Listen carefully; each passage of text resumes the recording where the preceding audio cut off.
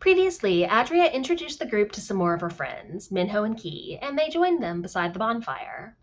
Some discussion of Rupert, Eric with a K, and overthrowing the government occurred, much to the amusement of Adria's friends. It was also brought up that Adria had accidentally forgotten her herbs and went into her heat unexpectedly not too long in the past. Adria's cousin, Ray, showed up in wolf form, and the two of them left for a bit so that Adria could meet up with some more of her cousins. As soon as Adria was gone, Minho and Key immediately started asking for details about who Adria spent her heat with and if she'd finally gotten involved with anyone. Kess went into more detail than Adria probably would have preferred, which then led to a discussion of their dream of fucking a dragon. Isaac made a suggestion regarding locate creature that made Kess's eyes light up, and the ever-present god known as the DM to start making threats.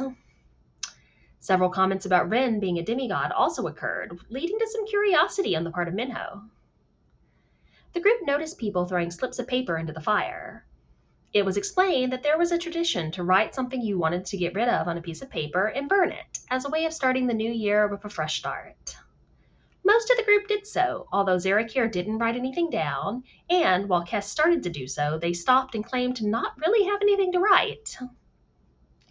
Adria came back around then, and Minho immediately asked her if Ren was actually a god or just extremely high. She told him that she wasn't sure about the high part, but Ren really was a demigod. Minho immediately looked towards Key because apparently fucking a god was on his to-do list.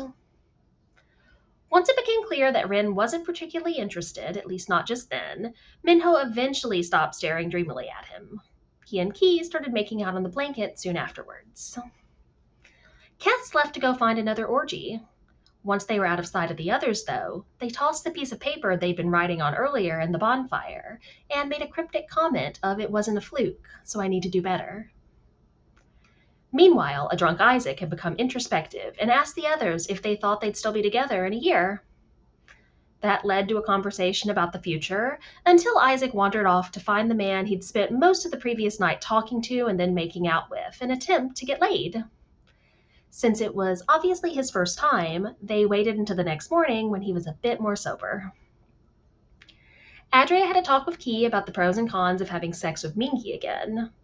It was clear that Key didn't think it was the best idea. Adria then mind-linked with him so they could speak privately, as the others still there were definitely eavesdropping. Zarakir headed away to spend the entire night training with Renator. Adria, Bertrand, Nova, and Ren continued sitting near the bonfire for a while, ignoring the various people having sex around them since it was just part of the ambiance by that point. Eventually, Bertrand and Nova both headed off to bed, leaving Adria and Ren alone together. Ren asked Adria if she thought he should fulfill her friend's wish. When was the next time he'd meet a god he could sleep with? Adria pointed out that would occur the next time she brought him to town. Then the two of them went for a run and had sex in a clearing in the woods.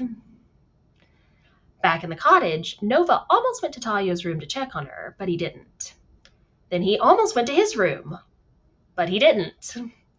Instead, he headed to Bertrand's room and knocked on the door. An adorably awkward conversation then ensued, where Nova made it clear that he cared a lot for Bertrand, even if he was still trying to figure things out. He wasn't certain exactly where Bertrand stood, but he was there for it no matter what. Bertrand admitted that he felt similarly.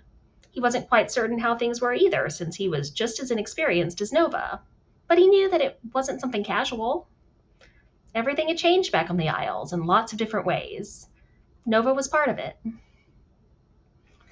Once the conversation was over, Nova finally headed to his room, where he found a note on his bed. It was from Thalia, and it said that she'd been compromised and couldn't risk him. She'd clearly already left. And that is where we left off.